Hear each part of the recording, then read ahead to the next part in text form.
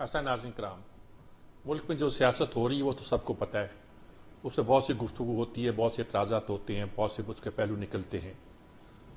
पंजाब में भी, वफाक में भी, हर जगह लोग परेशान हैं कि क्या नक्शा बनने वाला है, कैसा नक्शा बनने वाला है।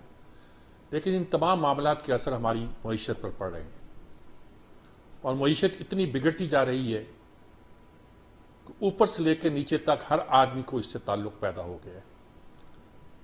गरीब आदमी उसे महंगाई के पैमानों से नापता है, ऊपर वाले आदमी ये देखते हैं कि मईशत के जितने इशारे वो ठीक नहीं जा रहे। इस सूरत हाल में क्या किया जाए, कैसे किया जाए। प्रोफेसर डॉक्टर शाहिद हसन सदीकी मौजूद हैं।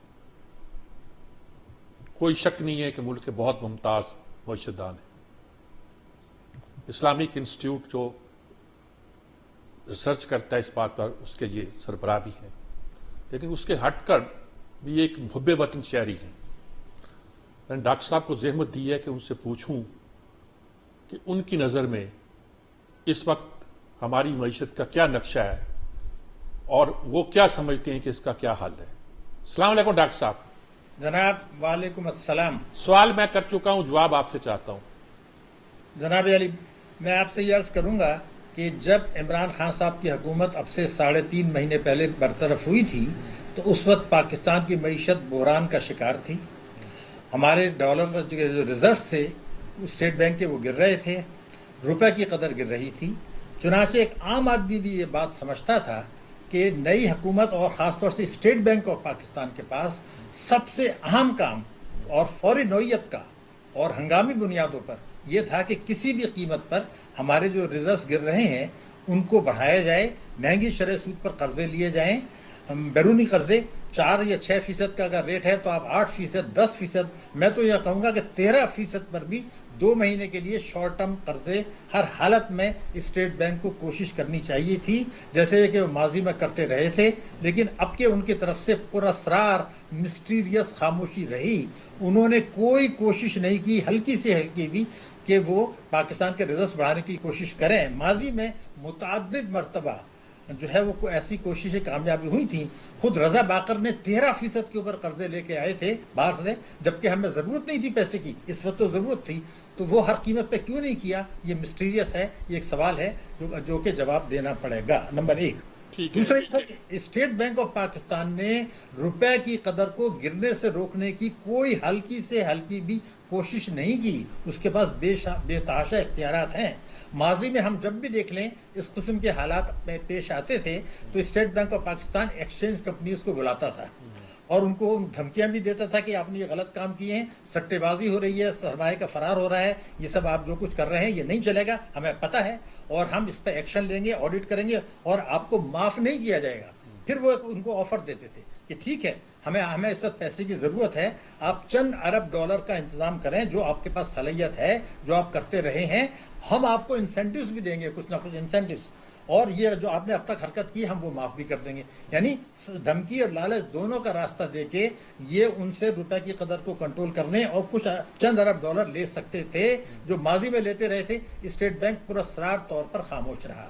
ये बात हम मानते हैं कि इमरान खान साहब जाने से पहले उनको खुद मुख्तारी दे गए थे, लेकिन स्टेट बैंक की खुद मुख्तारी का मतलब ये नहीं है कि वो जनाब सट्टेबाजी की इजाजत दे दे, मनी लॉन्ड्रिंग होती रहे, पैसा मुल्क से बाहर जाता रहे और फ्री फॉर ऑल हो जाए।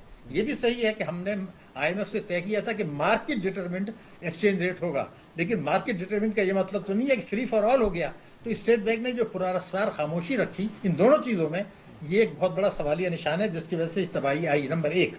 लेकिन दूसरी एक बात भी है कि मुल्क में एक रेस शुरू हो गई थी, हर आदमी अपनी काबिलियत झाड़ा दे, हम तो तबाह हो गए, बर्बाद हो गए, अब तो बचने का कोई चांस ही नहीं है। स्टेट बैंक ने कोई बयान जारी नहीं किया लोगों को कॉन्फिडेंस दिलाने के लिए, कौम को कॉन्फिडेंस दिलाने के लिए, बैरूनी सरमायाकारों को कॉन्फिडेंस दिलाने के लिए, मुकम्मल खामोशी।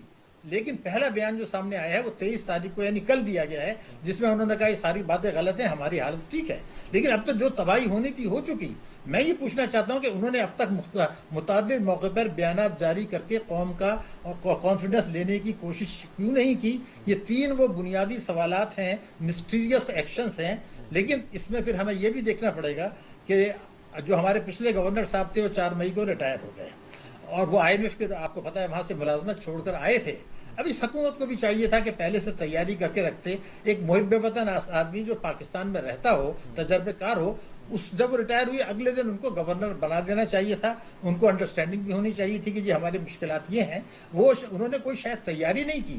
اور رضا باقر صاحب جن کو لے کر آئے تھے ڈپٹی گورنر, جو بہت اتنے سینئر آدمی بھی نہیں تھے, سینئر تو رضا باقر بھی نہیں تھے خیر, لیکن ان کو ایکٹنگ گورنر بنا دیا. اب وہ 4 مئی سے گورنر بنے ہوئے ہیں, کیا کر رہے ہیں؟ کچھ نہیں کر رہے ہیں. اور IMF کہتا ہے جی ہم اسٹیٹ بینک سے ڈائریکٹ بات کریں گے ریٹس کے متعلق. یہ کیوں ہو رہا ہے؟ یہ تو بڑے پریشانی کی بات ہے. لیکن میں یہ ضرور کہوں گا کہ حکومت پاکستان کو, ہماری وزیر اعظم صاحب کو اور خود وزیر خزانہ کو اس میں انٹروین کرنا چاہیے تھا. دیکھیے اگر اسٹیٹ بینک بینکوں کی میٹنگ بلا کے ان کو دھمکی نہیں دے رہا ہے, ایکسچینج کمپنیز کو نہیں بلا رہا ہے, لیکن حکومت کو اسٹیٹ بینک کے گورنر کو تو بلا سکتے تھے کہ جناب ہم آپ کی مداخلت نہیں کر رہے ہیں, لیکن آپ کی کچھ ذمہ داریاں ہیں, آپ کو ذمہ داری سونپی گئی ہے, آپ نے اب تک کیا کیا ہے. اور ایکسچینج کمپنی سے بات کریں, مختلف ملکوں سے بات کریں, 13% بہت بڑا انٹرسٹ ریٹ ہوتا ہے جو ہم دے سکتے تھے, جو ماضی میں دیا گیا تھا, لیکن اس میں ضرورت نہیں تھی, آج تھی. تو حکومت نے بھی یہ کوشش نہیں کی, شاید سیاسی میں الجھے ہوئے تھے یا یہ ڈرتے تھے کہ یہ الزام نہ لگ جائے کہ آپ اسٹیٹ بینک کے کام میں مداخلت کریں. ابھی تو آپ نے جو ہے وہ ہم نے خود مختاری لے کے گئے عمران خان صاحب, اور آپ نے انٹرویو, شاید یہ بھی ڈر گئے. اتنی زیادہ کوشش ہونے کی بھی ضرورت نہیں تھی. لیکن ایک اور اہم بات ہے کہ جب آپ کے IMF سے مذاکرات شروع ہوئے تھے, میں ذمہ داری سے سمجھتا ہوں کہ حکومت پاکستان کو پتا تھا کہ ہماری حالت اتنی تباہ کر کے گئے ہیں عمران خان صاحب. 28 فروری کو جو انہوں نے ایکشن لیا تھا, IMF کے ساتھ معاہدہ توڑا تھا, وہ کوئی معمولی چیز نہیں تھی. آپ معاہدہ توڑ رہے ہیں IMF کے ساتھ جبکہ آپ کے ریزلٹس گر رہے ہیں, تو ہمارے تو بحران تو وہاں سے چلا گیا, شروع ہو گیا تھا. تو اب ان کو ہر قیمت پر یہ سوچ کے جانا چاہیے تھا IMF کے پاس کہ جی ہم ان سے مذاکرات ضرور کریں گے, الٹیمیٹلی ہمارے پاس تو پیسے ہیں نہیں, تو جو بھی وہ کہیں گے ماننا پڑے گا. اور اب بھی تو مانا, لیکن وہ آپ پہلے مان لیتے. وہ انہوں نے کیوں تاخیر کی, یہ ایک سوالیہ نشان ہے کمپیٹنس کے اوپر. اس لیے کہ 24 اپریل 2022 کو ہمارے وزیر خزانہ نے واشنگٹن میں جا کے IMF سے بات کی تھی اور یہ کہا تھا کہ مئی تک یہ معاملات طے ہو جائیں گے, لیکن وہ تو کچھ بھی نہیں ہوا. لیکن IMF بھی کسی کے اشارے پر پہلی مرتبہ پاکستان کے گرد گھیرا تنگ کر رہا تھا, اور وہ ہم کوئی غلطی کرنے کی افورڈ نہیں کر سکتے تھے. تو جو اس حکومت نے IMF سے معاملات طے کیے تھے, 10 جون کو جو بجٹ دیا وہ تھوڑا سا اس کے خلاف تھا. IMF نے تو پکڑ لیا کہ یہ کیا کر رہے ہیں آپ, اس میں بھی 15 دن ضائع ہو گئے. تو یہ وہ چیزیں ہیں جس سے کہ جو ہماری غلطیاں بنیادی طور پر اسٹیٹ بینک. لیکن ایک اور بھی سوال پیدا ہو رہا ہے اسٹیٹ بینک کا کہ رضا باقر صاحب جب گورنر تھے تو انہوں نے IMF کو ایک خود مختاری کا ڈرافٹ پیش کر دیا تھا کہ جی یہ ہوگا. اب وہ کس نے, پارلیمنٹ نے, پچھلی حکومت نے کیا تھا نہیں کیا تھا ہمیں نہیں پتا, لیکن اس میں کچھ چیزیں آئین کے خلاف تھیں, تو پچھلی حکومت نے اس کو دبا دیا. میں یہ چاہتا ہوں کہ میں اس حکومت سے پوچھنا چاہتا ہوں کہ آپ نے اس کو کٹہرے میں کیوں نہیں لے کے آئے کہ بھئی یہ جو آپ نے ڈرافٹ دیا تھا یہ تو آئین کے خلاف تھا, کس سے اپروول لی تھی, ان کو پھر پکڑا جائے. یعنی اتنی زیادہ خود مختاری جو بھی تھا اس طرح سے آپ کرتے ہیں, ڈائریکٹ ہر چیز IMF سے ڈیل کر رہے ہیں. تو اسلامی جمہوریہ پاکستان جوہری طاقت ہے, اس کا ہم نے ایک مذاق بنا کے رکھ دیا. اور یہ اب سری لنکا سے, ایک زمانے میں ہم کہا کرتے تھے ایشین ٹائیگر, ہم میں بننے کی آج بھی صلاحیت ہے, لیکن ہم نے اپنے آپ کو گرا کے, مختلف سیاستدانوں نے مختلف جو کہ شاید بیرونی اشارے پہ بھی کام کر رہے ہیں, اب اس ملک کو لے آئے کہ ہم یہ کلیریفائی کر رہے ہیں کہ جی ہم سری لنکا سے بہتر ہیں. خدا کے غضب سے ڈریں, آپ جوہری طاقت ہیں, آپ کوئی غلطی افورڈ نہیں کر سکتے, دنیا آپ کو معاف نہیں کرے گی. آپ اسلامی جمہوریہ بھی ہیں, جوہری طاقت بھی ہے. تو اس کنڈکٹ کا جائزہ لے کے اب بھی وقت ہے کہ ایکسچینج کمپنی سے بات کریں, ان کو دھمکیاں دیں, فورن بینک سے بات کریں. ابھی IMF سے پیسے آپ کو نہیں ملنے والے ہیں اگست کے اینڈ تک, اور جیسے ہی وہ ملیں گے ہمیں آپ دیکھیں گے بے تحاشا پیسہ برسنا شروع ہو جائے گا, قرضے پہ مل جائیں گے. لیکن اس حد تک یہ جو تباہی آ رہی ہے, اس کے اثرات اس مالی سال میں پڑیں گے. گروتھ ریٹ بہت کم رہے گا, مہنگائی کو 22% 23% پہ جائے گی, گروتھ ریٹ 3% پہ آ جائے گا, ہم بہت پیچھے چلے جائیں گے. اب بھی وقت ہے کہ سیاسی جھگڑوں سے نکلیں, اور میں یہ کہوں گا اپوزیشن کو بھی, خدا کے غضب سے ڈریں. آپ 15 دن مہینے کے لیے جب تک IMF کا پروگرام طے نہیں ہوتا, اپنے سیاسی مفادات چھوڑ کے بیٹھیں اور اس چیز پہ کام کریں کہ ریزلٹس کس طرح سے بڑھائیں. حکومت گرا دیں گے آپ, لیکن آپ تو معیشت کو گرا رہے ہیں, حکومت گرائیں یا نہیں گرائیں, تو ان کو بھی اپنی ذمہ داری کا احساس کرنا ہوگا. اور اس حکومت کو میں دوبارہ کہوں گا کہ آپ ایکسچینج کمپنیز کو بلائیں, بینکس کو بلائیں, مہنگی شرح پہ قرضے لیں ہر قیمت پر, सऊदी अरब से बात करें जी, हमें फिलहाल 2 महीने के लिए 100% आप उधार तेल दे दें, कुछ चाइना से दरखास्त करें, हो सकता है, कोई छोटा मुल्क नहीं है। लेकिन बदकिस्मती से सियासी अफरा तफरी और बैरूनी अशराफिया के मुफादात जो पिछली हुकूमत ने किए थे, उसने सबको लेके हमें डुबो के ऐसी हालत में लगा दिया है कि हमारा मजाक बनाया जा रहा है। ये कैसा स्टेट बैंक है, ये कैसी हुकूमत है? इसलिए मैं समझता हूँ कि अगर आप आवाम को बेदार कर रहे हैं तो ये बड़ी कौमी खिदमत है मेरे ख्याल से, और अगर यही प्रेशर काम आ जाए तो शायद कुछ बेहतरी की सूरत निकल सकती है।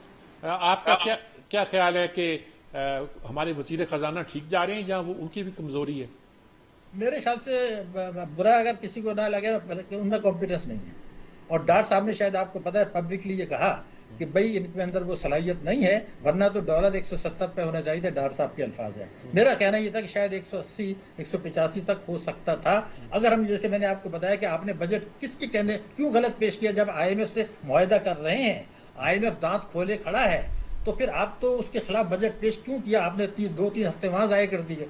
तो मेरे ख्याल से PMLN को सोचना चाहिए था कि जरा सी कोई बेहतर टीम बनाते, और वो बेहतर हो सकता था। ये कोई छोटा मुल्क गया। अब हमारे बहुत से तो जो कारोबारी इदारे हैं वो 240-250 पे ट्रेडिंग पहले ही प्रेडिक्ट कर चुके हैं।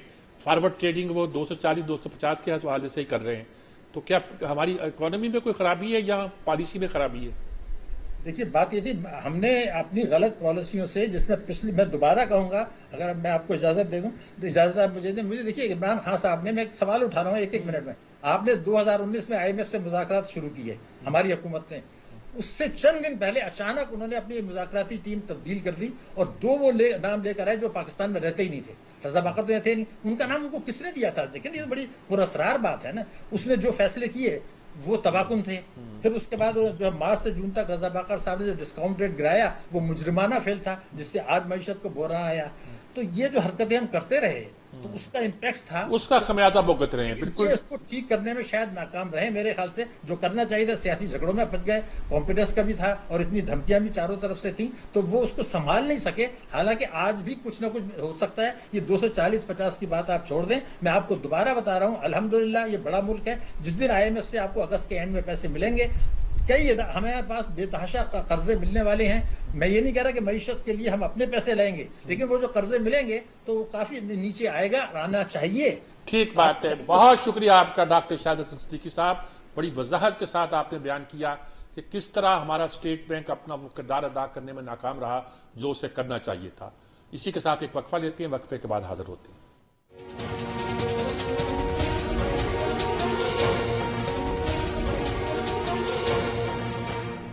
जी नाज़रीन किराम, हम पाकिस्तान की मईशत पर गुफ्तगू कर रहे हैं। सबसे बड़ा मसला यही है, आम आदमी उसको महंगाई की नज़र से देखता है, ख़ास आदमी अपने इशारों के हिसाब से देखते हैं। हमारे साथ इस वक्त डॉक्टर अशफाक हसन खान साहब मौजूद हैं। मैं इनका बहुत कायल हूँ, इसलिए कायल हूँ कि ये हुकूमतों के एडवाइज़र भी रहे हैं, मगर हमेशा सच बात कहते रहे हैं।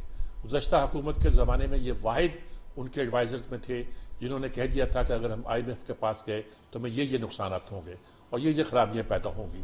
इस वक्त की नस्ट में national university of social science and technology, जो पाकिस्तान की नंबर 1 यूनिवर्सिटी है, उसमें dean faculty of social sciences है, और उस हवाले से हम इनसे बात करते हैं, इनसे मालूम करते हैं इनकी राय क्या है। डॉक्टर साहब अस्सलाम वालेकुम। जी वालेकुम सलाम। डॉक्टर साहब, अभी मैंने डॉक्टर शाहिद हसन सिद्दीकी से बात की, वो कहते हैं कि स्टेट बैंक अपना रोल अदा करने में नाकाम रहा है और शायद हमने उसको गिरवी रख दिया है। कुछ पैसे हम ज़्यादा, यानी जो हमारे रिजर्व कम हो रहे हैं वो कम होते जा रहे हैं। स्टेट बैंक और हम डरते हैं कि इंटरवीन भी ना करें, कहीं IMF हमसे नाराज ना हो जाए। क्या सूरत हाल है हमारी मईशत की? काफी हद तक वो बिल्कुल सही कहते हैं। स्टेट बैंक बहुत ही कमजोर है और उसकी वजह 2 वजूहात हैं। एक, जो इससे पहले रजा बाकर साहब थे, उन्होंने तो बहुत ज्यादा तबाही फेरी इस पाकिस्तान की मैशत को, और उन्होंने इमरान खान को भी उतना ही सियासी तौर पर नुकसान पहुंचाया। लेकिन हैरानी है उस शख्स पे भी, इमरान खान साहब पे भी, कि उनको ये समझ में नहीं आ रहा था कि मुझे सियासी नुकसान कौन पहुंचा रहा है। जबकि मैंने उनके सामने कहा कि ये जो शख्स आपके साथ बैठा हुआ है, मैं एक मीटिंग में उनके साथ मौजूद था जब, कि जो शख्स आपके साथ बैठा हुआ है इसने आपको बहुत ज्यादा सियासी नुकसान पहुंचाया है और मुल्क की मैशत को भी बहुत ज्यादा नुकसान पहुंचाया है। लेकिन वो चुप रहे, वो सुनते रहे, कभी रिएक्ट नहीं किया उन्होंने। تو اس میں کوئی شک نہیں ہے. دوسرا یہ ہے کہ ابھی ایک ایکٹنگ گورنر ہے, وہ نہ ادھر کا ہے نہ ادھر کا ہے, وہ ایک بچہ سا ہے, ہائیلی اممیچور ہے, کتابی باتیں کرتا ہے. وہ اس کو اب یہ سمجھ میں آ رہا ہے کہ جیسے پاکستان بھی کوئی ڈیولپڈ ملک ہے کہ جہاں پر انٹرسٹ ریٹ کو بڑھانے سے ہمارے مسائل حل ہو جائیں گے, اکانومی کے بڑھنے کی رفتار کو سلو کیا جا سکتا ہے, یہ اکانومی جو ہے بڑی ہاٹ ہو گئی ہے, اس کو کول ڈاؤن کرنا ہے. یہ سب کتابی باتیں ہوتی ہیں جس میں سے اس کی ٹریننگ ہے کتابی باتوں کی. وہ آ کر یہاں پر ہم جیسے ترقی پذیر ملکوں پہ امپلیمنٹ کر رہا ہے, آج بھی وہ امپلیمنٹ کر رہا ہے. تو یہ دو جو تھے گورنر اینڈ ڈپٹی گورنر, انہوں نے بہت نقصان پہنچایا پاکستان کو. آپ تصور نہیں کر سکتے ہیں کہ کتنا ہم ڈیمیج کر چکے ہیں اس ملک کو. میں آپ کو صرف آپ کے ناظرین کے لیے ایک دو اسٹیٹسٹک دے دینا چاہتا ہوں. دیکھیں, فروری کے آخر میں یعنی کہ جب سے مارچ شروع ہوا ہے, ملک میں سیاسی عدم استحکام بڑھنے لگا, کیونکہ وہ پھر ووٹ آف نو کانفیڈنس اور اس پہ بات چلی گئی, اور سارا زور اٹینشن جو تھا حکومت وقت کا وہ کوئی ووٹ آف نو کانفیڈنس کو کامیاب کرنے میں لگا ہوا تھا, کوئی اس سے ناکام کرنے کی کوشش میں لگا ہوا تھا. بس یہی چل رہا تھا, معیشت سب کے رڈار سے باہر نکل گئی تھی. ٹھیک ہے. تو اس وقت سے لے کر اور ایز وی اسپیک ٹوڈے 45 سے 46 روپیہ پر ڈالر ہمارا ایکسچینج ریٹ پیچھے چلا گیا ہے. 45 سے 46 روپیہ فی ڈالر, اور جس سے تقریباً پاکستان پہ 4250 بلین کا قرضہ چڑھ چکا ہے without boring a single dollar. 4250 billion کا.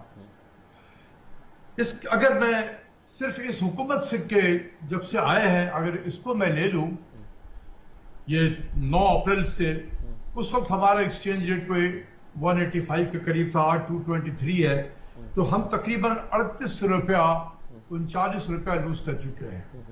38 سے 39 روپیہ لوز کر چکے ہیں, اور بغیر کچھ کیے ہوئے, بغیر سنگل ڈالر بورو کیے ہوئے 3450 بلین کا قرضہ ہم نے اپنے ملک پہ چڑھا لیا ہے without boring a single dollar. یہ بتائیں کہ یہ قرض کون ادا کرے گا, اس قرض کے سود کس نے ادا کرنی ہے, کبھی کسی نے سوچا ہے؟ جب آپ کی کرنسی نیچے جاتی ہے, فری فال ہو جاتا ہے جب, تو آپ کے انفلیشن کہیں سے کہیں پہنچ جاتے ہیں.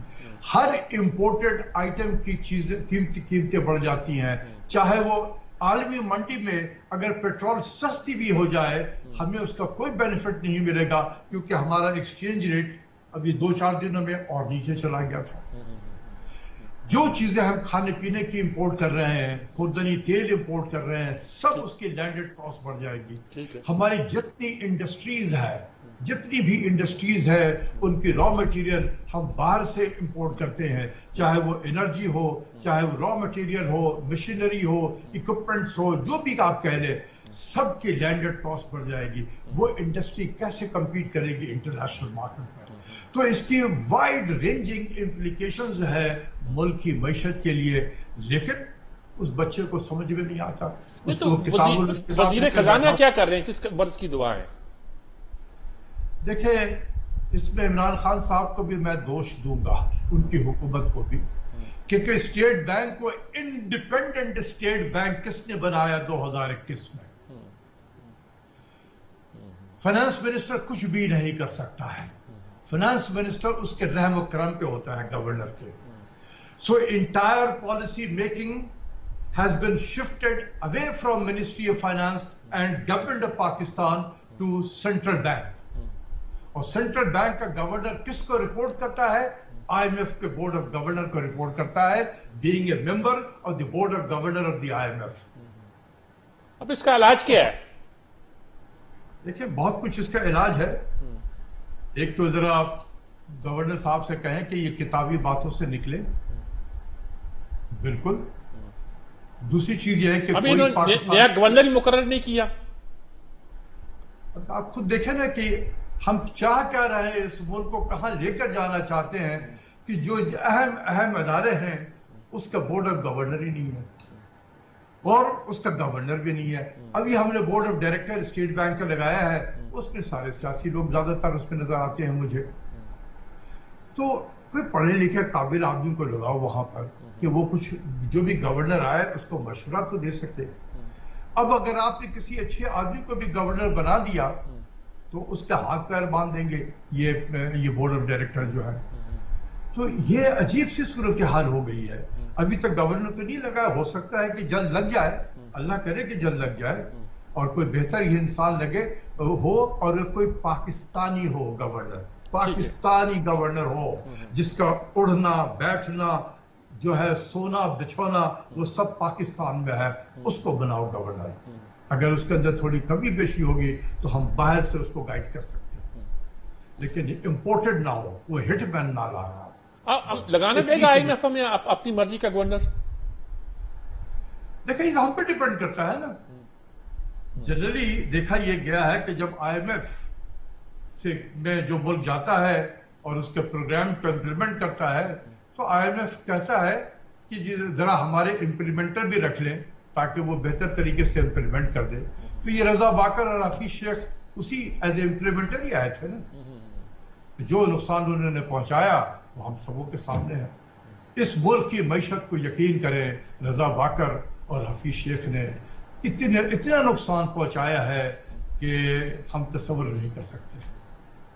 اور جو لوگ ان کو لائے تھے شاید ان کے بھی ذہن و گمان میں نہیں تھا کہ یہ اتنا ڈیمیج کر دے گا. مجھے اللہ پہ یقین ہے کہ شاید اب وہ سمجھ گئے ہوں گے کہ یہ ان دونوں نے کتنی تباہی پھیری ہے. اب یہ دونوں کو کبھی پاکستان میں داخل نہ ہونے دیں. یہ میری گزارش ہے ان لوگوں سے جو لاتے ہیں باہر سے, ہیلی کاپٹر سے لوگوں کو اتارتے ہیں, ان سے میں اپیل کروں گا یار کسی پاکستانی کو لگا دو. یہ 225 ملین کی آبادی میں اچھے اچھے لوگ بیٹھے ہوئے ہیں, نظر چاہیے آپ کی. ہمارے تو ساری جو بندہ آتا ہے باہر سے آتا ہے ڈالرز میں بقول آپ کے پیمنٹ ہوتی ہے انہیں, اور ڈالر قیمت بڑھ جائے تو ان کو تو خوشی ہوتی ہے کہ ہماری تنخواہیں بڑھ گئی ہیں. تو کیا حل کیا ہے؟ ہمارے اندر بیٹھے ہوئے ہیں, پینیٹریٹ کیے ہوئے ہیں, منسٹری میں بھی ہوتے ہیں, ہر جگہ ہوتے ہیں. یہ بہت زیادہ ہو گیا ہے آئی ایم ایف کا, چونکہ ہم 34 سال سے آئی ایم ایف میں آئے. اب آپ سوچیں کہ جب 1988 میں جب ہم آئی ایم ایف میں گئے تھے, ویسے تو ہم 1958 میں گئے تھے پہلی مرتبہ, اور تقریباً 4 مرتبہ ویسے ہی گئے تھے چھوٹے چھوٹے سے لون کے لیے. لیکن 88 کے بعد سے تو بالکل ہم آئی ایم ایف کے ساتھ ہی ہیں. تو جو بچہ پیدا ہوا ہوگا 1988 میں اور 34-35 سال کا نوجوان ہو گیا ہے, اور ہم مسلسل آئی ایم ایف کے پاس ہیں barring 4 years of Musharraf period, جب ہم 2004 سے 2008 تک آئی ایم ایف میں نہیں تھے. اور وہی ایک پیریڈ ہے جو ساری دنیا آپ کو بتاتی ہے کہ دیکھیں یہ ہے آپ کا رول ماڈل, کم سے کم اس کو اچیو کر لو جو تم نے 2004 سے 2008 میں اچیو کیا تھا. اسحاق ڈار نے بھی تو پروگرام مکمل کر لیا تھا, اور اس کا دعویٰ یہ ہے کہ اگر اس کی پالیسیوں پہ عمل کیا جاتا تو ہم آئی ایم ایف میں نہ جاتے. اسی وقت کہہ دیا تھا اس نے. کیا کچھ اس میں صداقت ہے؟ نہیں دیکھیں یہ ظاہر سی بات ہے, میں کسی کے اس پہ کامنٹس نہیں کر سکتا, وہ سیاسی لوگ ہوتے ہیں, اور میں کسی سیاسی لیڈر نے کیا بیان دیا ہے اس کو کنٹراڈکٹ کرنا یا اس کو اس کے حق میں بولنا یہ میرا کام نہیں ہے. میں جو بہتر سمجھتا ہوں وہ بولتا ہوں. تو ڈار صاحب نے کیا کہا وہ ڈار صاحب سے پوچھ لیں, وہ آپ کو بتائیں گے. اس کا مطلب یہی ہے کہ ہمیں اپنے اسٹیٹ بینک کو ٹھیک کرنا پڑے گا اور آئی ایم ایف کے ساتھ اپنے معاملات کو بہتر کرنا پڑے گا. لیکن ہمارے لوگ تو میرا خیال خوفزدہ ہیں کہ اگر کوئی بات نہ مانی گئی آئی ایم ایف کی تو ہماری معیشت بالکل ڈوب جائے گی. اس پہ کیا راستہ نکلے گا؟ دیکھیں 190 ملک ہیں جو آئی ایم ایف کے ممبر ہیں. کیا سارے 190 ملک اسی حالت میں ہیں؟ آئی ایم ایف کے پاس وہی جاتا ہے پیسہ لینے کے لیے جو ہم جیسے نکمے ملک ہوتے ہیں, جو اپنے گھر کو نہیں چلا سکتے, جہاں پر ہر لمحے سیاست ہے. سوتے ہیں سیاست کے ساتھ, جاگتے ہیں سیاست کے ساتھ, باتیں کرتے ہیں سیاست کے ساتھ, کھانا کھاتے ہیں سیاست کے ساتھ, چائے پیتے ہیں سیاست کے ساتھ. جب اتنی زیادہ سیاست ہو جائے تو وہاں پر معیشت پھر نہیں چل سکتی. ٹھیک بات ہے. کیونکہ معیشت چاروں طرف جو ہے وہ اس کو گھیرے میں لگ کے رکھتی ہے معیشت کو سیاست ہماری. بہت شکریہ آپ کا ڈاکٹر اشفاق حسن خان صاحب, بہت شکریہ آپ کا. آپ نے بڑی وضاحت کے ساتھ ان باتوں کی نشاندہی کی. خدا ہمیں اپنی معیشت کو صحیح راستے پر چلانے اور پاکستان کو سلامت رکھنے کی توفیق عطا کرے. اجازت چاہتا ہوں, وقفہ لیتے ہیں, وقفے کے بعد حاضر ہوتے ہیں.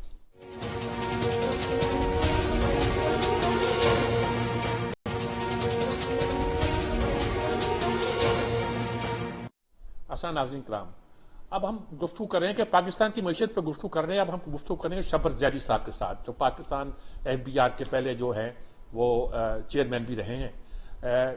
ان کو میں بہت قائل ہوں اس بات پر کہ وہ چند لوگوں میں ہیں پاکستان میں جو سب کچھ تج کر ملک کی قسمت کو بدلنے کے لیے سسٹم کا حصہ بنے, اور پھر جب دیکھا کہ کچھ کر نہیں پا رہے تو کرسی سے چمٹے رہنے کی بجائے اس سے الگ ہو گئے. یہ بہت بڑی بات ہوتی ہے اور پاکستان میں خاص طور پر اس کی اہمیت کو سمجھنا چاہیے.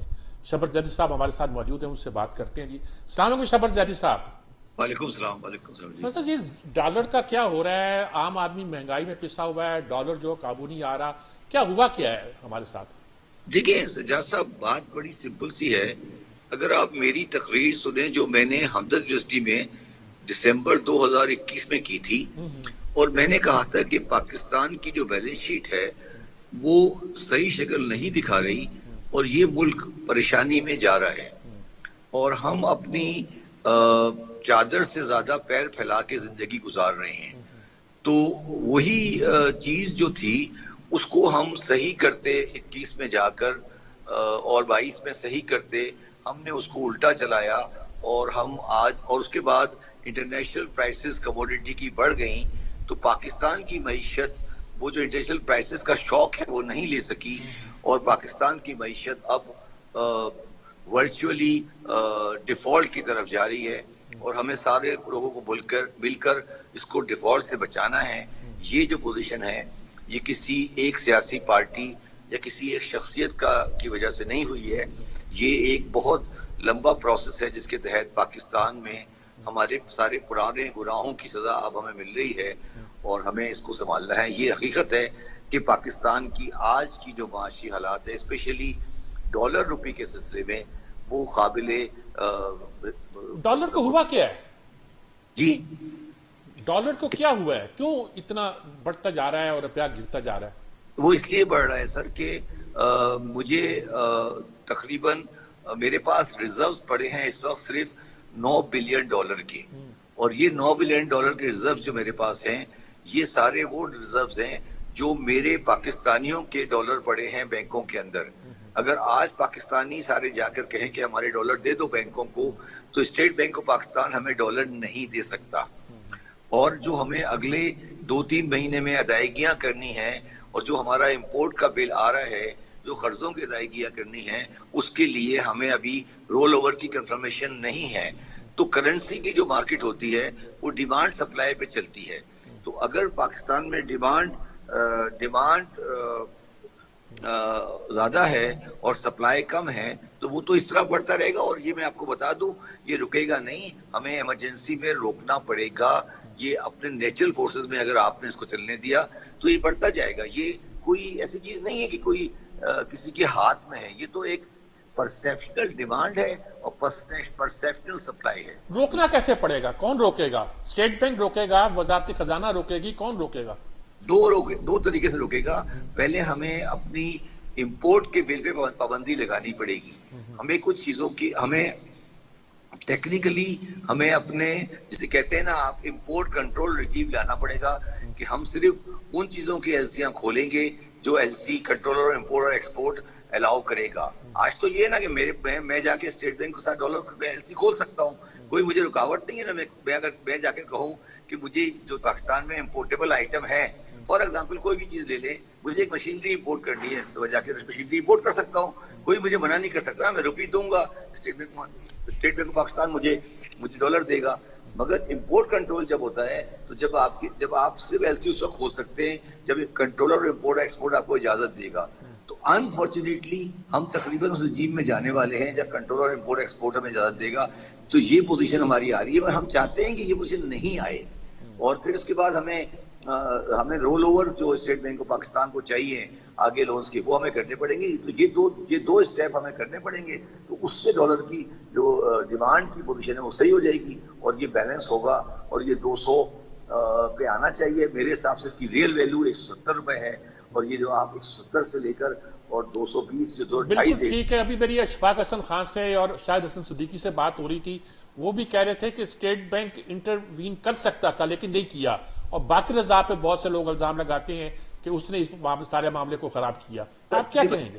سر مجھے بتائیں، باقر صاحب تو 170 پہ چلے گئے تھے نا جی، 170 سے لے کر ابھی 230 کے کیسے ہو گیا؟ پھر باقر صاحب کو کیوں الزام دے رہے ہیں سر؟ 170 سے 230 کا مطلب ہوا 60 روپے. تو 60 روپے باقر صاحب نے تو نہیں کیا نا جی. اگر اسٹیٹ بینک انٹروین کرتا تو اب کیوں نہیں کر لیتا؟ پیسے نہیں ہے سر انٹروین کرنے کے لیے. انڈیا نے کہا ہے کہ وہ $100 بلین مارکیٹ میں ڈالے گا اپنی کرنسی کو اسٹرانگ کرنے کے لیے. $100 بلین ڈال رہا ہے انڈیا. ہمارے پاس ڈالنے کے لیے پیسے ہیں نہیں ہے نا. تو ریئلٹی کو ایکسپٹ کریں. لوگوں کو ایک دوسرے کو الزام دینے سے ہمارا مسئلہ یہ ہے سر سجاد صاحب، ہمارا مسئلہ اس ملک کا یہ ہے کہ ہم ملک کے مسائل کو شخصیتوں سے ریلیٹ کر دیتے ہیں.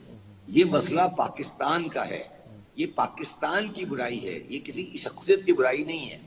یہ پاکستان کی ریاستی کمزوری ہے، اس کو کسی شخصیت پہ نہیں ڈالیں. کہ یہ حل کیا ہے اس کا؟ میں نے بتا دیا آپ کو حل، کہ آپ امپورٹ کے بل کو ریسٹرکٹ کریں، بڑی گاڑیاں بند کریں. وہ تو خاصا کر لیا انہوں نے، کچھ کیا ہوا ہے. وہ کہتے ہیں، دعویٰ کرتے ہیں کہ ہم نے بہت کیا ہے. کیا کیا ہے آپ مجھے بتائیں نا. 6 بجے بازار بند ہو رہا ہے، کیا کیا ہے؟ بیکار کی باتیں کرتے ہیں. کیا 6 بجے پاکستان میں بجلی کے بازار بند ہوتے ہیں؟ آپ یہ لا اناؤنس کر دیں کہ کوئی سورج ڈوبنے کے بعد کوئی دکان نہیں کھلے گی. یہ ہے آپ کیا بات کریں گے ہم نے کیا ہے؟ کیا کیا ہے بتائیں مجھے. آپ یہ اعلان کریں. 9 بجے کے بعد تو کر دیا انہوں نے. کیا 9 بجے کے بعد تو بازار بند کر دیے. 6 بجے اور 9 بجے میں 2 گھنٹے ہیں سر. 6 بجے اور 9 گھنٹے میں 2 گھنٹے ہوتے ہیں سر. 9 بجے کیوں کیا؟ 6 بجے کیوں نہیں کرتے؟ لائٹ جلائیں نہیں نا آپ. میرا مقصد آپ لائٹ جلائیں نہیں، آپ ڈے لائٹ استعمال کریں نا. اور آپ پابندی لگائیں کہ کسی بھی بڑی گاڑی کو، جو 2000 سی سی والی گاڑی ہے اور جو پیسنجر گاڑی ہے 2000 سی سی بڑی والی، اس کو ہم پیٹرول نہیں دیں گے. ختم. ودیش گاڑیاں بند کریں پاکستان کی ساری، کریں نا جی. اور یہ جو بڑے بڑے پرائم منسٹر کے ساتھ اور چیف منسٹر کے ساتھ پورے کنوائے پھرتے ہیں، بند کریں ان کو. تو یہ دیکھیں نا، یہ تو بیکار کی باتیں کر رہے ہیں نا کہ ہم نے کر دیا کیا کہتے ہیں. یہ تو بالکل فضول باتیں کر رہے ہیں نا. یہ تو آگ سے کھیل رہے ہیں بیسیکلی. کیا کیا انہوں نے بتایا نا مجھے ابھی تک. کیا چیز کی ہے مجھے ایک چیز بتا دیں. سارے بازار کھولے ہوئے ہیں، ساری لائٹیں جل رہی ہیں، سارے ہورڈنگ میں لائٹیں جل رہی ہیں، ساری بجلی کنزیوم ہو رہی ہے، بڑی بڑی گاڑیاں ٹرولے چل رہے ہیں. میں ابھی اس جگہ سے گزر رہا تھا، شاید چیف منسٹر صاحب آئے ہوئے تھے، کوئی 12 گاڑیاں آس پاس میں کھڑی ہوئی تھی. یہ کیا چیز ہے؟ یہ افورڈ کر سکتے ہیں ہم؟ کس دنیا میں بیٹھے ہیں ہم؟ کیوں اس طرح کی باتیں کرتے ہیں؟ $28 بلین کا میرا بل ہے انرجی کا، اس کو لے کر آئے 25 بلین پر، پھر ٹھیک ہوگا نا. بیکار کی باتیں کہ رضا باقر نے یہ کر دیا اور اس نے یہ کر دیا اور میں نے یہ کر دیا اور عمران خان نے یہ کر دیا اور نواز شریف نے یہ کر دیا. یہ سب بیکار کی باتیں بند کریں. ریاست ناکام ہو رہی ہے، پلیز یہ غور کریں. ریاست جی آپ ٹھیک فرما رہے ہیں کہ بڑی گاڑیاں بند کی جائیں، وقت کا کمی کی جائے. وزارت خزانہ ذمہ دار ہے اس کی یا پورے سیاستدان ہی ذمہ دار ہے؟ سیاستدان ذمہ دار ہے. یعنی کہ وہ پالیسی وہ نہیں بنا پاتے جو یار. آپ میری بات سنیں، اسمبلی کے سامنے ساری گاڑیاں کھڑی ہیں، 2000 سی سی گاڑی والی، وہ کر سکتے ہیں کیا؟ وہ افورڈ کر سکتے ہیں؟ وہ نکل سکتے ہیں 5 گاڑیوں کے بغیر سیکورٹی کی؟ ہم کس دنیا میں بیٹھے ہیں؟ ہم کس دنیا کی بات کر رہے ہیں؟ عمران خان صاحب صحیح کہہ رہے ہیں کہ کہیں یہ نہیں ہو کہ سری لنکا کے لوگ آ کے آپ کے محل پہ قبضہ کر لیں. نہیں، میں عمران خان کی سپورٹ پہ نہیں کہہ رہا ہوں. میں کہہ رہا ہوں یہ کیسے ہو سکتا ہے کہ اسمبلی کا اجلاس ہو، وہاں ساری 2000 گاڑیاں کھڑی ہوں، 2000 سی سی والی، اور اس کے بعد جب پرائم منسٹر صاحب یا وزیر خزانہ صاحب جو لوگ نکلے ان کے پاس 5-4 ایسکورٹ کی گاڑیاں ہوں. یہ مذاق نہیں چل سکتا سر. اس ٹائم وہ وقت گزر گیا پاکستان کا. اس سے ڈرے نا، اس وقت سے ڈرے جو سری لنکا میں ہوا ہے، اس وقت سے ڈرے سر. دیکھیں ایک بات یاد رکھیے، سری لنکا وہ ملک ہے جہاں پہ ایجوکیشن 100% ہے. سری لنکا وہ ملک ہے جو بڑا سویلائز تھا. وہاں کیا ہوا؟ آپ کیوں اس آگ سے کھیل رہے ہیں؟ کھیلنا بند کریں اس آگ سے، خدا کا واسطہ ہے. آج بھی میری بات سن لیں، جو میں نے دسمبر میں کہی تھی اس وقت لوگوں نے نہیں سنی تھی. آج بھی میری بات سن لیں کہ پاکستان اس عیاشی کا متحمل نہیں ہو سکتا جو یہ ملک سیاسی اور سماجی طور پہ کر رہا ہے. آپ جنرلز کی دیکھ لیں نا ٹریول. جو آپ کے جب کبھی کوئی فوجی افسر گزرتا ہے کسی جگہ سے اس کی ٹریول میں کتنی گاڑیاں ہوتی ہیں، ججز کو دیکھ لیں. تو یہ کیا مذاق بنا ہوا ہے؟ یہ امریکہ میں ایسا ہوتا ہے؟ انگلینڈ میں ایسا ہوتا ہے؟ بالکل، یعنی کہ آپ کی بات سمجھ آ گئی کہ ہمیں یہ عیاشی کے ہم متحمل نہیں ہو سکتے جس نے پاکستان کو تباہ کر کے رکھ دیا. بہت شکریہ آپ کا شبر زیدی صاحب، آپ نے بہت مختصر لفظوں میں بہت ساری باتیں کہہ دی. دیکھیے ناظرین کرام، جو کچھ ہم دیکھ رہے ہیں اس میں آپ اسٹیٹ بینک کو کہیں، آئی ایم ایف کو کہیں، وزارت خزانہ کو کہیں، اپنی پالیسیوں کو کہیں، سب باتوں کو کہیں اور یہ بتائیں کہ انہوں نے مسائل پیدا کیے ہیں، لیکن اصل مسائل تو ہم نے خود پیدا کیے. ہم نے اپنا لائف سٹائل وہ بنا رکھا ہے جس کے ہم متحمل نہیں ہو سکتے، جس کے ہم گویا اس وقت اس پوزیشن میں نہیں ہے کہ اس لائف سٹائل کو اڈاپٹ کر سکے. پھر کیا صورتحال ہے؟ صورتحال یہ ہے کہ ہمیں یہ سب کچھ بدلنا پڑے گا، اپنی معاشرت بدلنی پڑے گی، اپنا معاشرہ بدلنا پڑے گا، اپنی سیاست بدلنی پڑے گی، تب ہماری معیشت بدلے گی. کیا ہم معیشت بدلنے کو تیار ہیں؟ اگر نہیں تیار تو تباہی پھر ہمارا منتظر ہوگی. اور اگر ہم عہد کر لیں کہ پاکستان کو بچانا ہے، پاکستان میں بے شمار پوٹینشیل ہے، بے شمار امکانات ہیں، بے شمار صلاحیتیں ہیں، اگر ہم فیصلہ کر لیں کہ اس ایٹمی طاقت والے ملک کو بچانا ہے اور دنیا کی ایک بڑی طاقت بنانا ہے، تو پھر ہمیں اپنی بہت سی عیاشیاں ترک کرنی پڑیں گی اور ملک کو اس رستے پہ لے جانا پڑے گا جو ایک آسٹیریٹی کا تو نہیں میں کہتا، لیکن کہ ایسا رستہ ہے جو ملک کی موجودہ صورتحال میں یہ سب کچھ ہمارا پیدا کیا ہوا جی، ایک سال کا نہیں ہے، برسوں کی یہ کمائی ہے جو آج ہم لا کے ایک عذاب کی شکل میں ہم پر مسلط کر دی گئی ہے. اور ہم اگر طے کر لیں کہ ہمیں اس سے نکلنا ہے تو ہمیں اپنا بہت کچھ بدلنا پڑے گا. اجازت چاہتا ہوں. اللہ حافظ.